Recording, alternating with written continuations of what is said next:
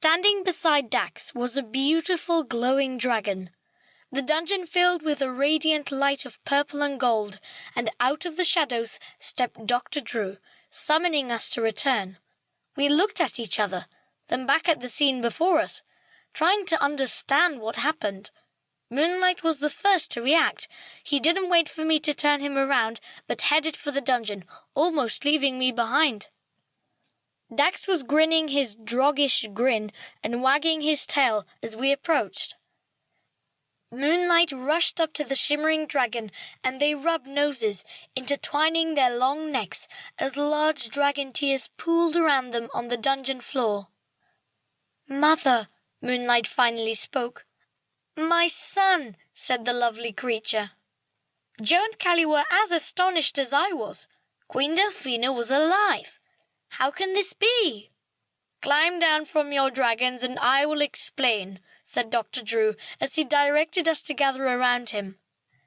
When I stepped off Moonlight onto the cold stone floor, Dax greeted me warmly and licked my hand. He was as happy to see me as I was to see him, and I patted his spiny head. The three of us gathered around Dr. Drew, anxious for an explanation. "I thought I killed the Queen," I blurted. "You did, and a job well done," Dr. Drew replied. "Then how can she be alive?" Joe asked. "And I thought you couldn't be in the dungeon," Callie added, crossing her arms. "I know you have a lot of questions, and I will answer them all when we next meet. You have had a most difficult day and must get home and rest," Dr. Drew told us. "But you deserve answers. First, let me say how proud I am of each one of you. You worked together to conquer the dragon and break the evil spell. Great teamwork." "But how can she be alive? I touched the dragonstone, just like the Book of Dragon Secrets said," I said boldly. "We all saw her die." "Indeed you did, and she was dead. But thanks to Dax, she lives again," Dr. Drew explained. "You see, drogs have 3 lives, and they can choose to give 1, 2, or even all 3 of them away. It shortens their lifespan, but since drogs live for a very long time, Dax chose to sacrifice 1 lifetime for the Queen. He didn't want Moonlight and the entire kingdom to remember the once beloved Queen as a wicked creature. After the 3 of you left, he stayed behind, licking her wounds which healed her and brought her back to life.